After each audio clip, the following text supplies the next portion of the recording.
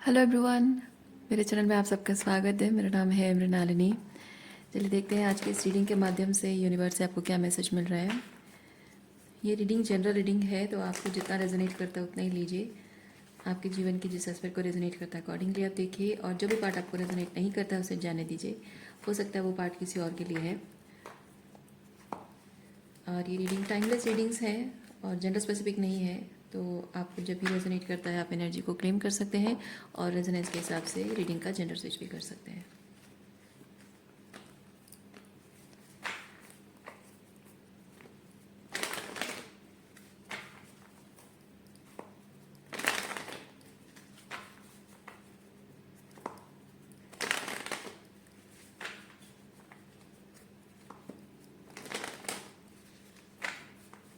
Okay, gratitude के साथ, unconditional love के साथ, सरेंडर के साथ शुरुआत करते हैं आपकी रीडिंग। देखते हैं आपके लिए यूनिवर्स का क्या मैसेज है।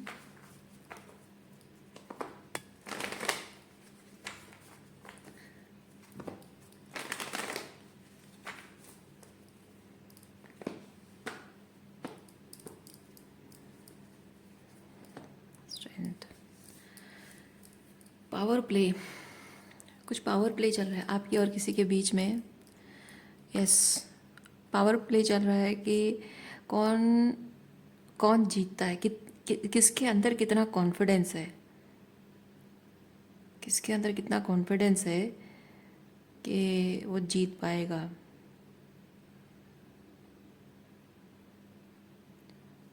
हाँ, मतलब किसके हाथ में जो सिचुएशन है उसकी कंट्रोल किसके हाथ में आएगी, वैसा कुछ एनर्जी है।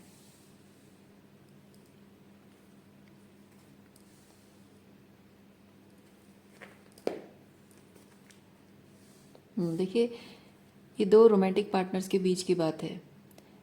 मैस्कुलिन और फेमिनिन एनर्जी में, एक फेमिनिन एनर्जी में है, एक मैस्कुलिन एनर्जी में है। और फिजिकली हो सकता है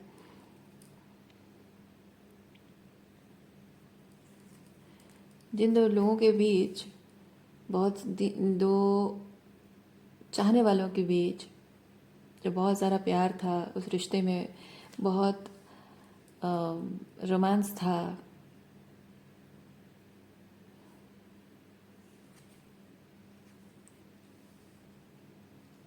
शायद दोनों बहुत श्योर थे इस बात को लेकर कि दोनों एक दूसरे के प्रति कमिटेड है। यानी आपको विश्वास था कि वो आपके प्रति कमिटेड है, उनको बहुत विश्वास था कि आप उनके प्रति बहुत कमिटेड हो। लेकिन दोनों ने ही एक दूसरे को डिसअपॉइंट किया है, और दोनों ने एक दूसरे को ट्रिगर भी बहुत किया है। बातों से एक दूसरे को ट्रिगर किया है, या फिर दोनों के जख्मों को कुरेदना। ये वैसी एनर्जी है, जख्मों को कुरेदना, ईगो को हर्ट करना।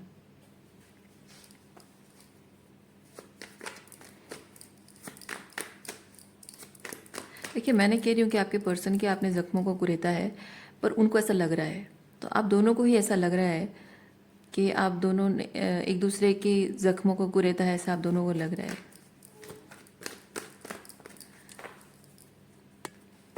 और मैं ये भी नहीं कह रही हूँ कि उन्होंने ये सब जानबूझ के नहीं किया है, मैं नहीं कह रही हूँ। मैं किसी को किसी तरह का वैलिडेशन नहीं दे रही हूँ। मैं सिंपली ये चीज़ कह रही हूँ कि ऐसा दोनों को एक दूसरे के बारे में लगता रहा है।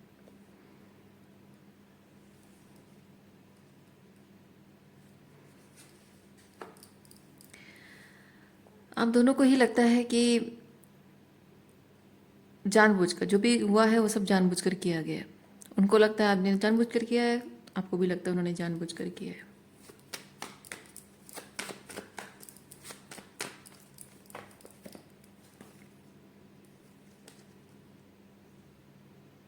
सच मानना नहीं चाहते हो, ठीक है।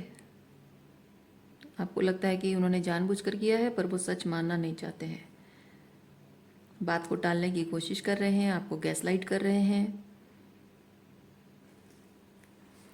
सच को एक्सेप्ट नहीं करना चाहते हैं। ओके,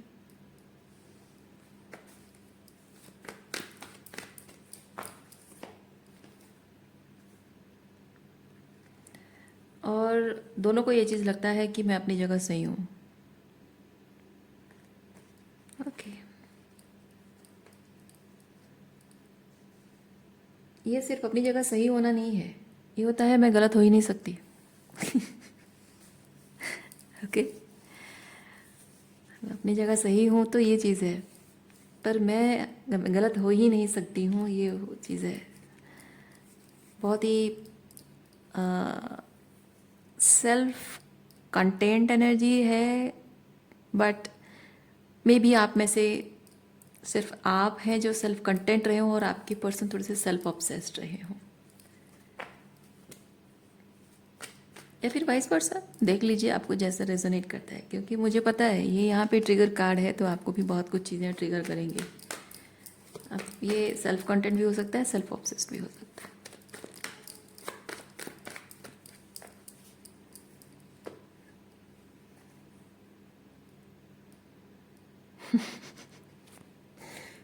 ओके, कोई भी अपने इस एनर्जी को, इस जिद को, ठीक है, ये जिद, ये रेजिस्टेंस, ये राइटियसनेस, इस राइटियसनेस को कोई भी जाने नहीं देना चाहता है, ना आप ना वो, and rather choosing to leave the relationship. Okay.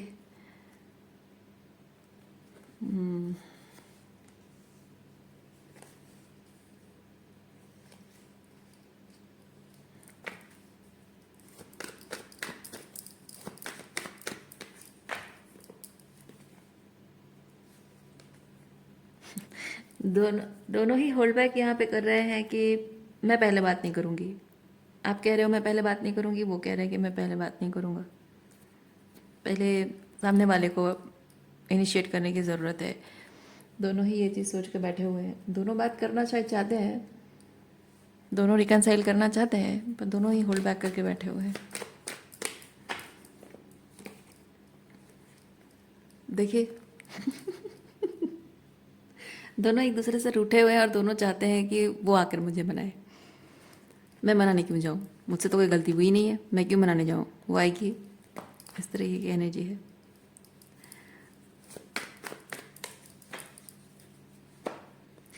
आप सोच रहे होंगे कि मैं दोनों के बारे में क्यों बता रही हूँ। मैं इसलिए कह रही हूँ क्योंकि पहले चीज़ तो मैं फील कर रही हूँ, दोनों की एनर्जी है, ये मिरर हो रही है।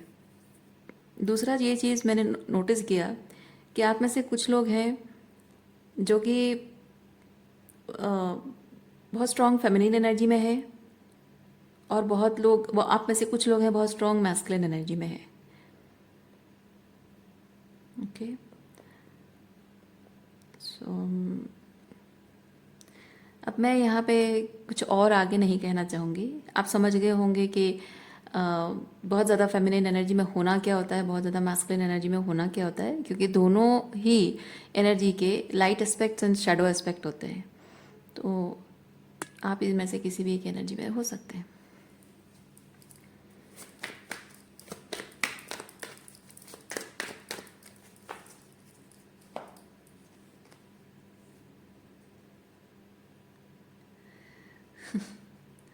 हाँ, ये भी सही है। कमिटमेंट की रिस्पॉन्सिबिलिटी अकेले मेरे की तो नहीं है ना, ये आपका कहना है। सो जब आप ये चीज़ कहते हो कि कमिटमेंट की रिस्पॉन्सिबिलिटी सब कुछ मेरी तो नहीं है, तो आपका पर्सन शायद आपको ये कहता होगा कि हाँ, तो मैं कमिटमेंट में क्या प्रॉब्लम कर रहा हूँ, मतलब क्या कमी रख रहा हूँ, अपने एफर्ट्स में क्या कमी रख रहा हूँ, तुम्हारे तरफ से कमी है। ओके, जैसे आप उनको जता रहे हो कि आपकी तरफ से कमिटमेंट में कमी है, तो वैसे आपको वो भी जता रहे हैं कि आपकी तरफ से कमिटमेंट में कमी है।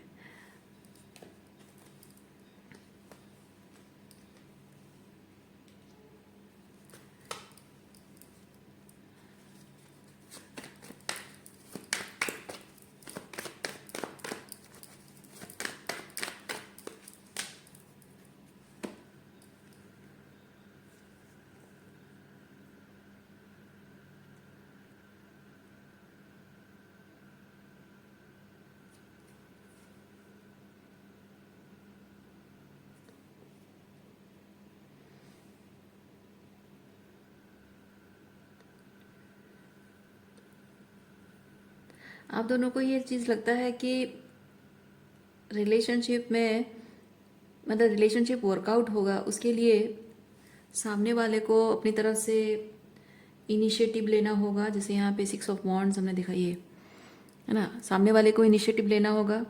उसकी सारी गलती है, मेरी कोई गलती नहीं है, तो मैं फूल की एनर्जी में रहती हूँ, डिटैच हो जाती हूँ, उसको जाने देती हूँ। आना होगा तो आएगा, नहीं आना तो नहीं आएगा। दूसरा चीज़ ये है कि इस चीज़ को आप ब्रेकअप नहीं समझ रहे हो, आप दोनों नो कांटेक्ट में हो एक दूसरे के साथ, और दोनों को ये चीज़ लग रहा है कि इस नो कांटेक्ट में मुझे चिंता करने की ज़रूरत नहीं है, मुझे टेंशन लेने की ज़रूरत नहीं है, क्योंकि जब उसे उसकी गलती का एहसास होगा वो अपने आप भागी भागी मेरे पास आएगी, या फिर वो भागे भागे मेरे पास आएगा। ऐसा उनका मानना है और आपका भी मानना है, इसीलिए आप दोनों ही फूल की एनर्जी में हैं और आपको लगता है कि ये वर्कआउट होना होगा तो हो जाएगा, मेरा जितना करना था मैंने कर लिया, आगे उसकी जिम्मेदारी है।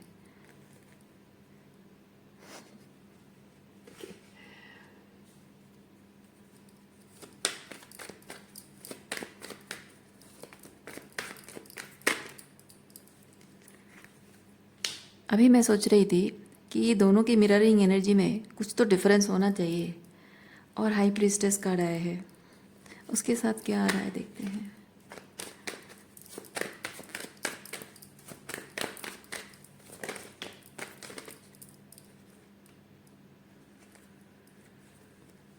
बहुत सारे हैं, चलो ले लेते हैं। ओके, सो अब तक ये एनर्जी मिरर हो रही है। अब कुछ तो डिफरेंट सुनने को मिलेगा। डिफरेंट सुनने को ये मिलेगा कि high priestess and wheel of Fortune and hermit, ये एक पर्सन की एनर्जी है, और ये 8 of pentacle, page of cups, 10 of cups and page of pentacle, ये दूसरे पर्सन की एनर्जी है। तो एक पर्सन ने यहाँ पे रिलेशनशिप में सेपरेट होने के बाद जो यहाँ पे फूल की एनर्जी में आना, यानी कि रिलेशनशिप को ऊपर वाले के हाथ में सरेंडर कर देना कि मैंने जितना करना था कर लिया, आगे ईश्वर की मर्जी, आगे उसकी, उस इंसान की मर्जी, उसकी फ्री विल का इस्तेमाल करेगा, वो समझेगा, आएगा नहीं आएगा ऊपर वाला जानेगा। अगर हमारे भाग्य में रिलेशनशिप आगे है तो कंटिन्यू होगा, नहीं होगा तो ख़त्म हो जाएगा। पर फिर भी मानती हूँ वो चीज़ कहना बहुत आसानी, इतना जल्दी मैंने कह दिया, कहने में आसानी है, पर इस चीज़ को एक्सेप्ट करने में और दिल से मान लेने में और सरेंडर की एनर्जी में रहने में बहुत मेहनत लगती है। और उस एनर्जी तक आप आ गए हैं, उस डिटैच्ड एनर्जी तक आप आ गए हैं। और मैं नहीं कह रही हूँ कि आसान था, it was very difficult, still you reach to that point.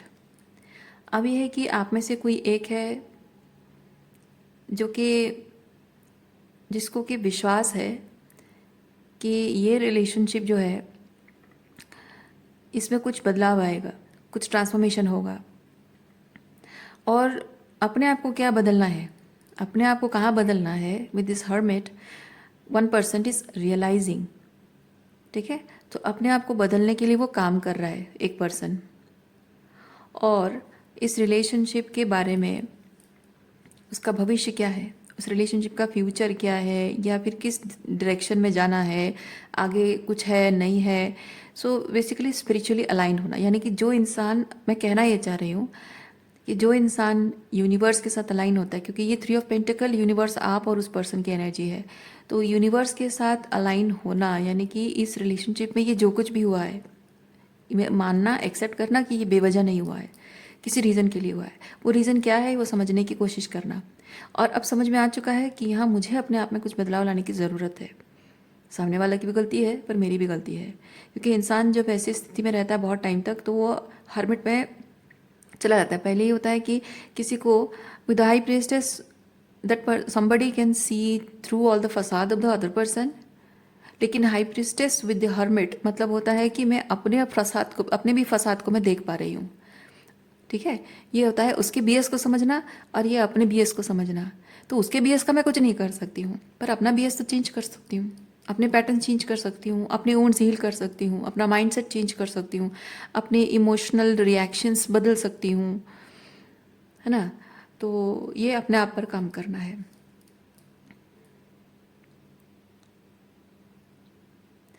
दूसरा जो पर्सन है, दूसरे पर्सन की एनर्जी ऐसी है कि जब ये सेपरेशन का ये जो लेटिंग गो का फेज आया, डिटैचमेंट का एनर्जी, कि हाँ देखा जाएगा, होगा भाग्य में, होगा तो आएगा, तो नहीं नहीं आना तो वो नहीं आएगा, तो वो डिटैचमेंट की एनर्जी जब आई, तो पहला चीज़ यहाँ this person tried to go for other relationships, other मतलब ट्राइड अदर पीपल, ठीक है, दूसरा रिलेशनशिप ट्राई किया उसने ये। और दूसरे रिलेशनशिप्स ट्राई करने के बाद इस इंसान को समझ में आया है कि things are not working out, दूसरे लोगों के साथ things are not working out. इसीलिए अब इसको समझ में आया है कि दूसरे लोगों के साथ रिलेशनशिप वर्कआउट क्यों नहीं हुआ, क्या वर्कआउट नहीं हुआ, क्यों वर्कआउट नहीं हुआ, और कैसे वर्कआउट हो सकता था, वो समझ में आ रहा है। तो अब इस पर्सन को समझ में आ रहा है कि इस पर्सन ने, यानी आपने, शायद आपने, अच्छा ये आपकी एनर्जी भी हो सकती है, कोई बात नहीं, तो इस पर्सन ने जो भी रिलेशनशिप में उसका जो अवदान है, जो एफर्ट्स है, ठीक है, ये गलत नहीं था, ठीक है, इस इंसान ने रिलेशनशिप में जो दिया वो चीज़ जो उसे अच्छा लगा, इस इंसान को जो अच्छा लगा वो तो अच्छा लगता था ही, और इस इंसान ने जो दिया जो इसको अच्छा नहीं लगता था वो भी कितना ज़रूरी है, कितना मायने रखता है, कितना वैल्यूड है, इस पर्सन को वो रियलाइज़ हो रहा है। इसलिए अब ये पर्सन जो है, इतने सारे ऑप्शन ट्राई करने के बाद अब फाइनली उसको समझ में आया कि रिलेशनशिप अगर वर्कआउट होगा तो इसके साथ होगा। There lies the difference between both of you. अब आप देखिए कि ये आपकी एनर्जी है या आपकी एनर्जी है। इस पर्सन ने, बेसिक चीज़ ये है कि रिलेशनशिप में नो कांटेक्ट आने के बाद इस पर्सन ने रिलेशनशिप को ब्रेकअप नहीं माना, इसने दूसरा रिलेशनशिप ट्राई नहीं किया, उसने अपने आप पर काम किया। और इस इंसान ने इस रिलेशनशिप को ब्रेकअप मान लिया और दूसरा रिलेशनशिप ट्राई किया। ट्राई करने के बाद समझ में आया कि ही और she is the one for me.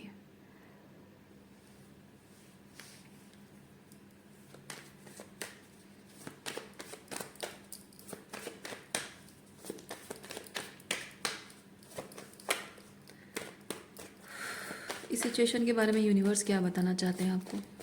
इस सिचुएशन के बारे में यूनिवर्स आपको क्या बताना चाहते हैं?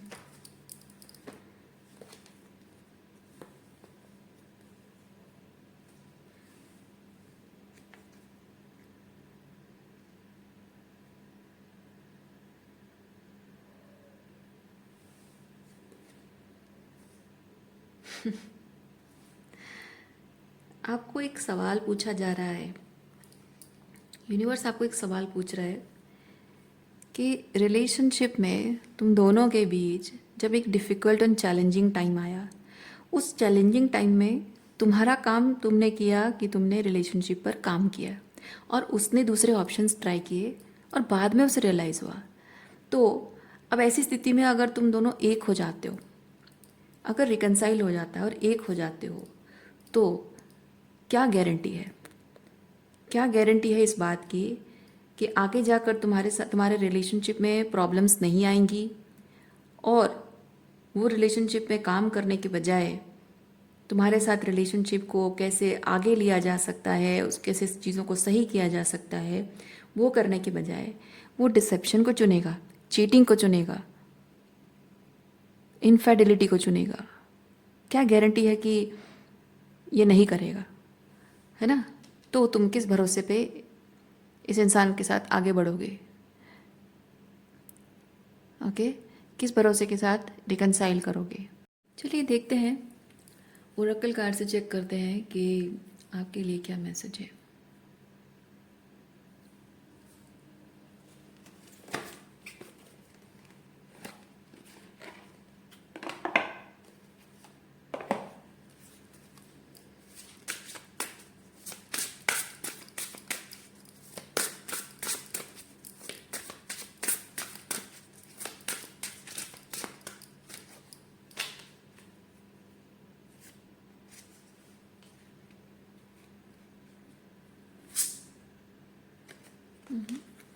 This one.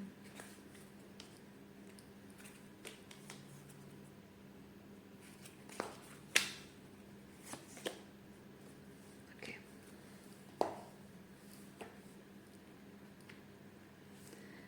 Re-energize in the natural world. Let the inner hunter or huntress take rest. Okay. You are caught up in the drama. Act to free yourself, change and blossom again. Rise above the dark days of life. Do not fight them, but have faith that the light will always return.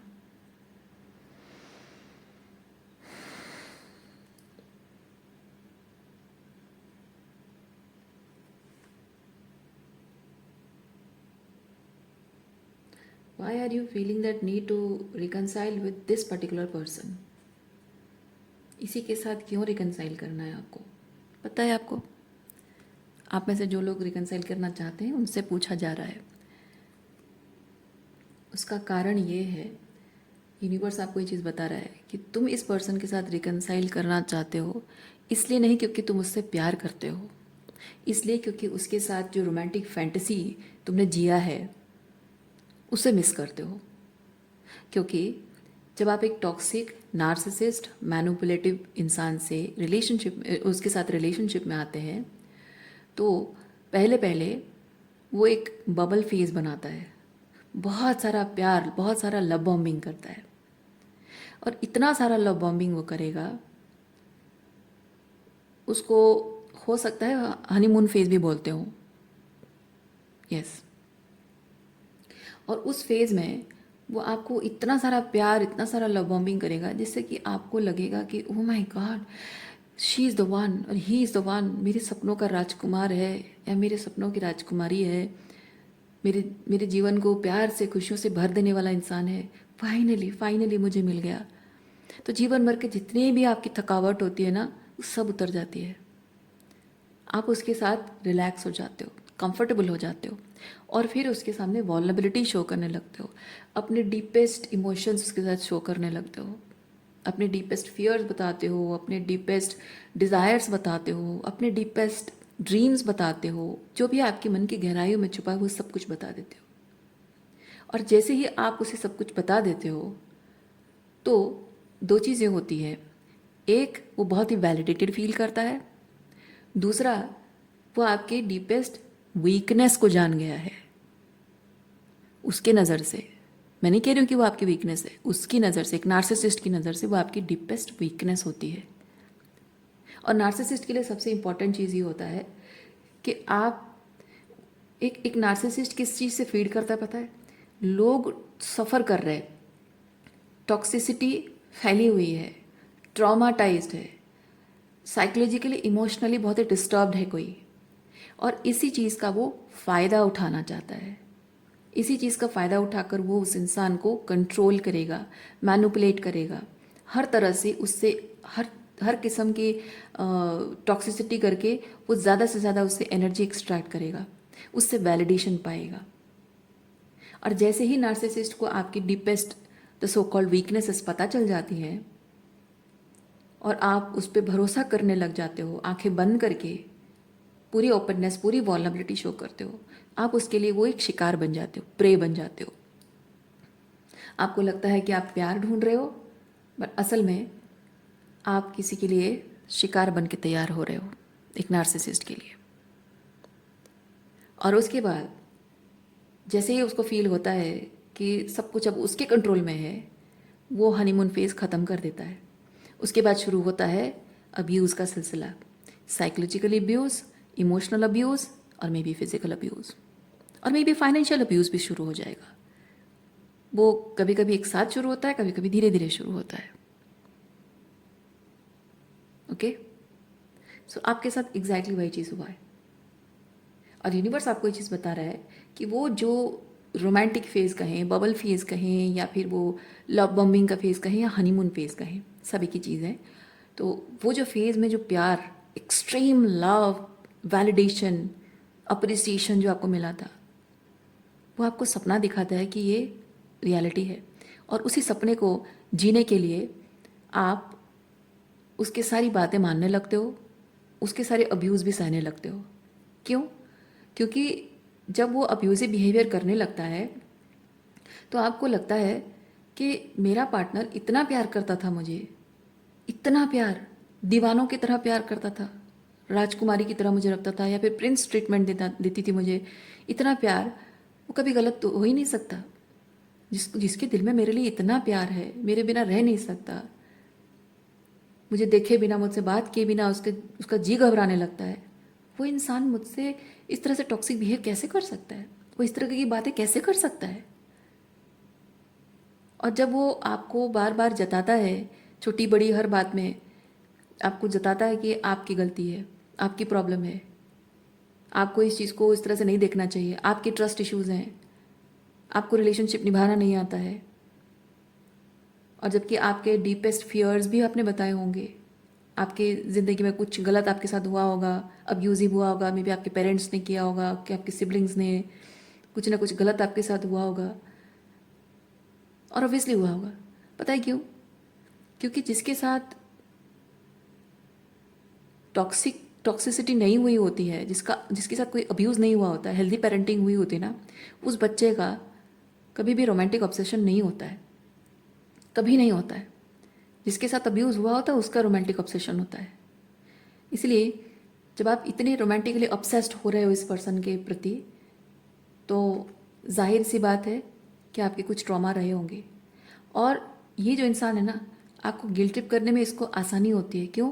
क्योंकि आपके relationship में जो problem होती है, तो father के साथ, mother के साथ, भाई बहनों के साथ, दोस्तों के साथ भी प्रॉब्लम हो रही है, क्योंकि आप ऐसे ट्रॉमाटाइज्ड इंसान ना दोस्तों के साथ भी दोस्ती नहीं कर पाते, क्योंकि आपको हर जगह रेड फ्लैग दिख रहा होता है, तो दोस्तों में भी रेड फ्लैग दिखता है, तो किसी के साथ वो इंटीमेट इमोशंस जुड़ नहीं पाता है, इमोशनली इंटीमेट किसी के साथ हो नहीं पाते हो, तो क्लोज फ्रेंडशिप भी किसी के साथ नहीं होती है। तो ये नार्सिसिस्ट जो होता है ना, उस चीज़ का फ़ायदा उठाता है, वो आपको ब्लेम करता है। ऐसे किसी दुनिया भर में किसी को तुम पसंद नहीं करती हो, ऐसे किसी दुनिया भर में कोई अच्छा नहीं है, सबको ही टॉक्सिक है। खुद के माँ बाप को भी तुम टॉक्सिक कह रही हो, जिन्होंने तुम्हें पैदा किया है, माँ बाप कैसे गलत हो सकते हैं? ये जनरली लोग इस तरह से बातें करते हैं, और वो फॉर ग्रांटेड ले लिया गया है कि पेरेंट्स कभी गलत हो ही नहीं सकते, और जो इंसान गलत बोलता है ना, उसको दुनिया भर के लोग, सारा समाज उसे गलत कहता है। तो आपको भी गिल्ट होने लगता है कि मैं अपने सेम ब्लड रिलेशनशिप अपने भाई बहनों को डाउट कर रही हूँ, अपने पैदा किए जिन माता पिता ने उनको मैं ऐसा बोल रही हूँ, और सारे दोस्त भी तुम्हारे ऐसे हैं, ये सब दुनिया ऐसी है, बस तुम ही अकेली सीधी सादी हो, भोली भाली हो और अच्छी हो। ऐसा कैसे हो सकता है? ज़रूर तुम में कोई खोट है, ज़रूर तुम में कोई प्रॉब्लम है, ज़रूर तुम ही टॉक्सिक हो। क्योंकि सारी दुनिया जब एक एक तरफ गलत साबित हो गई और आप अच्छे, मतलब एक्सक्यूज मी, तो लोग भी यही चीज़ कहते हैं कि दुनिया में सब लोग गलत है और तुम अकेले सही, मतलब तुम गलत हो, और सब लोग अपनी अपनी जगह शायद कहीं ना कहीं सही हो। तो ये जो नार्सिसिस्ट के साथ आपका रिलेशनशिप होता है ना, वो इसी तरीके से प्रूव कर देता है कि आप गलत हो। फिर आप सेल्फ डाउट में पड़ जाते हो, और जब सेल्फ डाउट में पड़ जाते हो तो आपको लगता है कि शायद मुझे थोड़ा सा बेहतर बनने की ज़रूरत है, थोड़ी समझदारी की ज़रूरत है, थोड़ी सी हीलिंग करने की ज़रूरत है। पर हीलिंग मतलब आप समझते हो कि मुझे थोड़ा सा और लव एनर्जी में रहना चाहिए, उसको और हीलिंग देनी चाहिए, थोड़ा सा और प्यार दूंगी, थोड़ा सा ओवर एक्सटेंड करूंगी, पीपल प्लीजिंग करूंगी, अपने आप को प्रायोरिटी ना देकर अपने रिलेशनशिप को प्रायोरिटी दूंगी। और थोड़ा बहुत, अगर थोड़ी बहुत आप अपने आप के बारे में अच्छा फील करने लगते हो, तो इमीडिएटली आप अपना सारा प्यार और एनर्जी उस पर्सन में, रिलेशनशिप में उड़ेल देते हो, क्योंकि आपको लगता है इमीडिएट एक रेस्क्यू किसे करना है, रिलेशनशिप को रेस्क्यू करना है। लेकिन आपका ध्यान इस चीज़ पर नहीं जाता कि आपको खुद को रेस्क्यू करना है, उस इंसान से रेस्क्यू करना जो आपके दिमाग के साथ खेल रहा है। आपको लगता है कि मैं हीलिंग कर ली, थोड़ा मुझे बेहतर लग गया, तो मैं अपने रिलेशनशिप को रेस्क्यू करूंगी, इमीडिएट रेमेडी वही सोचते हो आप। और इसीलिए वो जितना आपको गिल्टी फील कराता है, it's very easy for that person to guilt trip you, gaslight you. ठीक है? इसलिए देखिए, ये जो आपकी ज़िंदगी में आपकी लव लाइफ को लेकर ये जो ड्रामा हो रहा है ना, ये ड्रामा का कारण मैंने आपको बताया अभी। ये बोल रहा है कि रीज़न ढूंढो, रियल रीज़न को समझो कि ये सब ड्रामा जो तुम्हारी ज़िंदगी में हो रहा है जिससे तुम इमोशनली साइकोलॉजिकली एग्जॉस्टेड हो, ये सब की रूट कॉज क्या है ढूंढो। ये नार्सिसिस्ट, ये टॉक्सिक इंसान आपको इस तरह से मैनिपुलेट क्यों कर पा रहा है, उसकी रूट कॉज क्या है, अभी भी आपको ढूंढना है। क्योंकि रूट कॉज ये नार्सिसिस्ट नहीं है, रूट कॉज कुछ ऐसा छुपा हुआ है आपके बचपन में, उसे आपको ढूंढना पड़ेगा। ओके, तो जो भी मन की गहराइयों में रूट कॉज कहाँ होता है, मन की गहराइयों में छुपा होता है जो आपका डर। क्योंकि आप ड्रामा का पार्ट क्यों बन रहे हो, क्योंकि आपको किसी चीज़ का डर है, किसी चीज़ से आप ट्रॉमाटाइज्ड हुए हो, किसी चीज़ से आप भागने की कोशिश कर रहे हो, किसी सच से भागने की कोशिश कर रहे हो। आपको किसी ना किसी तरह से वर्थ इश्यूज हो सकते हैं, है ना, मैनिपुलेशन किया गया है आपको। आप ऑथेंटिकली जैसे हैं आपको वैसे रहने में कुछ ना कुछ दिक्कत होती रही है। कहाँ होती रही है, किस किस तरह की दिक्कत होती रही है, क्यों होती रही है, और ये दिक्कत कहाँ से राइज अप हुई है, किसके साथ कनेक्शन में राइज अप हुई है, क्या पैटर्न्स हैं। और उससे समझ में आएगा कि आप ट्रूली अपने जो शैडो साइड है जिसे आपने छुपा के रखा है, जिसे आप फेस करने से डरते हो, आप पलट कर जवाब देने से डरते हो, पर आपको हक है पलट कर जवाब देने का। पर आपको लगता है कि मैं पलट कर जवाब दूंगी तो मेरे रिश्ते टूट जाएंगे। आपको क्वेश्चन पूछने का अधिकार है, पर आप क्वेश्चन नहीं पूछते हो क्योंकि आपको लगता है मैं सवाल पूछूंगी तो मुझे डांट दिया जाएगा, मुझे गलत साबित किया जाएगा, मुझे रूड कहा जाएगा, मुझे कहा जाएगा तुम्हारे अंदर ट्रस्ट इश्यूज हैं, है ना। आपकी शैडो साइड ये हो सकती है कि आपको, जैसे कि आपको किसी से प्यार हो गया है और आप उस इंसान से शादी करना चाहते हो, लेकिन आपको ज़िंदगी भर हमेशा ये कहा गया है कि जो लड़कियां प्यार करके शादी करती हैं उनका कैरेक्टर खराब होता है, लड़का या लड़की जो भी हो, है ना। अगर किसी किसी पर्सन से प्यार करना और शादी करने का इरादा है, मतलब कि तुम्हारे अंदर ठरक भरा हुआ है, सिर्फ तुम्हारे अंदर लस्ट भरा हुआ है। ये प्यार व्यार कुछ होता नहीं है, लस्ट होता है। शादी जब करनी होती तभी करते हैं और माँ बाप की पसंद से करते हैं, उसी को सभ्यता माना जाता है। लेकिन अपनी पसंद से किया, और वो भी पढ़ाई कर रहे हो, कॉलेज स्कूल कॉलेज के टाइम पे अगर किसी से प्यार हो गया, लस्ट के अलावा कुछ नहीं है, ये कहकर आपको जज किया जाता है, आपके कैरेक्टर को जज किया जाता है। और अगर आपको किसी से प्यार हो गया, आप डरते हो कहने से। आपका शैडो अगर एम्ब्रेस करो, दैट मीन्स कि आप हिम्मत करके ये चीज़ कहो कि हाँ है, किसी से प्यार है और उसी से शादी करना चाहती हूँ। लेकिन शैडो को छुपा के रखना, अपनी शैडो को फेस नहीं करना, मतलब ये है कि आप जानते हो कि आपके ये एक्सेप्ट करने से, बोलने से कि मैं किसी से प्यार करती हूँ, किसी से शादी करना चाहता हूँ, ये कहने से मेरे चरित्र पर उंगलियाँ उठाई जाएंगी और मैं हमेशा से अच्छा दिखने की कोशिश कर रहा हूँ, अच्छा बेटा या अच्छी बेटी बनने की कोशिश चल रही है आपकी।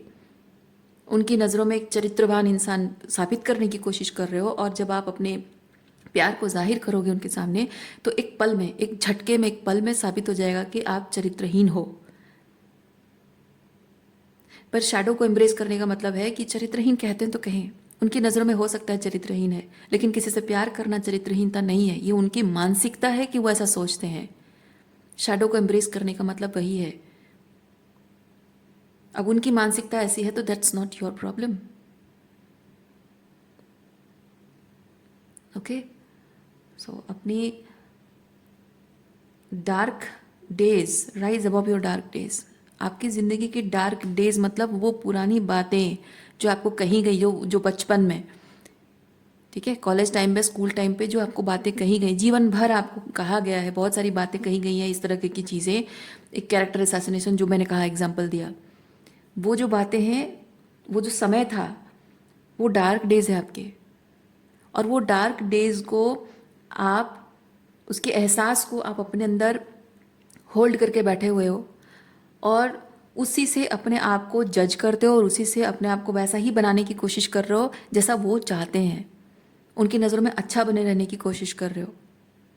लेकिन जब आप अपने अंदर की उस डार्कनेस को एक्सेप्ट करोगे, तभी जाकर अपने डार्क डेज को हील कर सकोगे। क्योंकि डार्क डेज जो ट्रॉमा देकर गया है ना, वो हीलिंग तभी होगी जब आप अपने अंदर की डार्कनेस को एक्सेप्ट करोगे, अपनी शैडो को एक्सेप्ट करोगे। और जब तक उसे एक्सेप्ट नहीं करोगे, आपके जीवन में खुशियाँ नहीं आएंगी, अलाइनमेंट नहीं आएगा। आप सिर्फ किसी और की नज़रों में अच्छा बने रहने के लिए वो सब कुछ त्याग करते रहोगे जिससे आपकी खुशियाँ जुड़ी हुई हैं। आपको कभी नहीं कहेंगे, वो कभी नहीं कहेंगे कि बेटा तुमने मेरी पसंद से शादी की, तुमने सेक्रीफाइस किया, तो तुम बहुत अच्छी बेटी हो, नहीं कहेंगे। अगर आपका मैरिज रिलेशनशिप ख़राब हो जाता है, गुस्से में आकर भी अगर आपने कभी कह दिया कि मेरे पसंद का कोई था, मैं उससे शादी करना चाहता था या चाहती थी, लेकिन आप लोगों की खुशी के लिए, आपकी नज़रों में अच्छा बेटा या अच्छी बेटी बने रहने के लिए मैंने आपकी पसंद से शादी की, वो कभी भी वाह वाह वाह वेरी गुड नहीं कहेंगे। अच्छा बेटा मेरा, लायक बेटी है मेरी, नहीं कहेंगे। वो कहेंगे हाँ यही तो तुम्हारे कैरेक्टर में प्रॉब्लम है, किसी और से प्यार करती थी इसीलिए तुमने जानबूझकर अपनी शादी तोड़ दी। अल्टीमेटली वही चीज़ कहेंगे। जिनको आपके बारे में कुछ गलत सोचना है, उन्हें आप कितना भी प्यार दो, कितना भी उनके लिए कुछ करो, वो गलत ही सोचेंगे। और जिनको आपके बारे में अच्छा समझ में आता है, सोचना है, वो हमेशा अपने ही दृष्टिकोण से आपको अच्छा समझेंगे। इसीलिए आप वही बनिए जो आप हैं, वो मत बनिए जो आप दुनिया को दिखाने के लिए बन रहे हो। Embrace your shadow. So reading मैं यहीं पे रखती हूँ। उम्मीद करती हूँ इस रीडिंग से आपको कुछ क्लैरिटी मिली हो। मैं आपको नेक्स्ट रीडिंग में मिलती हूँ। अपना ख्याल रखिए, खुश रहिए, बाय।